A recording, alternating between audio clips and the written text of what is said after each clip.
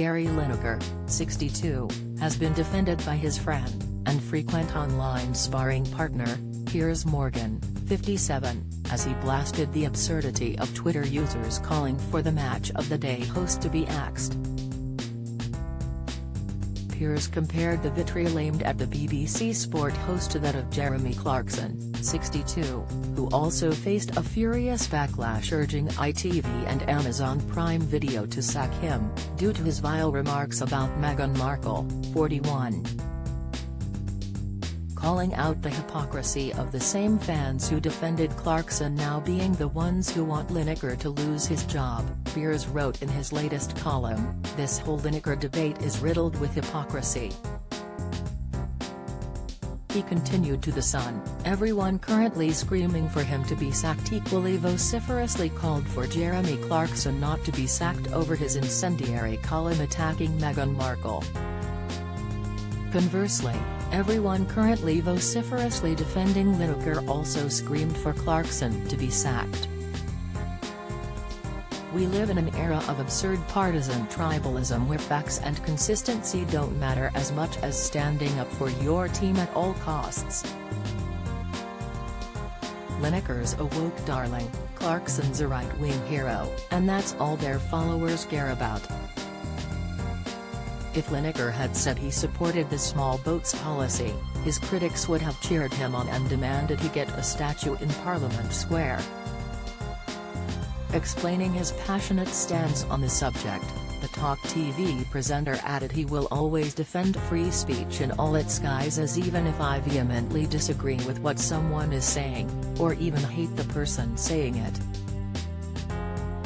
Gary has faced scrutiny this week after being accused of a lack of impartiality from a BBC employee over his tweets criticising the UK government for its new immigration policy, prompting some to call for him to be suspended by the broadcaster.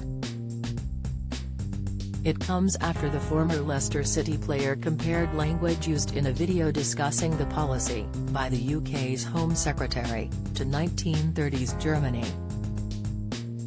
He wrote about the video, in view of his 8.7 million followers, there is no huge influx. We take far fewer refugees than other major European countries. This is just an immeasurably cruel policy directed at the most vulnerable people in language that is not dissimilar to that used by Germany in the 30s. Don't miss. Iconic astrologer mystic Meghan has died following a short illness. Latest, Nina Warhurst headed to work with son after forgetting to drop him off. Comment, Carol Vorderman causes a stir in tight leather amid countdown return, pics. Despite the criticism directed at the BBC over Lineker's comments, a BBC source has confirmed Gary Lineker will not face any disciplinary action over his tweet. They told the aforementioned publication, "We have spoken to Gary and he won't face any disciplinary action. From our perspective, the situation has been resolved now and we want him to get back to what he's best at, which is being a brilliant sports presenter." Today, the presenter told reporters outside his London home that he stood by his comments, and didn't fear being suspended by the BBC. Piers also publicly backed Gary on his Talk TV show, Uncensored, telling viewers, "Gary got a bit carried away, as he tends to do. We get into it quite regularly, this is what he does and he would say the same about me. We both have strong opinions, we both believe in what we say and we express them forcefully, but we agree to disagree.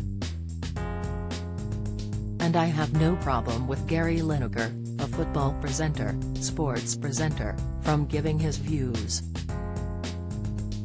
He is not a BBC News journalist, he's not anchoring the news at 10 or Question Time or Newsnight, he's a football presenter doing Match of the Day and other major sporting events. He is a celebrity and a public figure, his 8.5 million followers want to know what he thinks about stuff Why do we pretend that people like him exist in a sealed BBC bubble of perfect propriety, when no opinions exist? Who cares what Gary Lineker really says about government policy on stuff? In the end, he's just a football presenter, and I don't mean that to denigrate him, he's very good at it. But he's not a news presenter. So it shouldn't matter to the BBC's news output what he thinks about the migrant situation.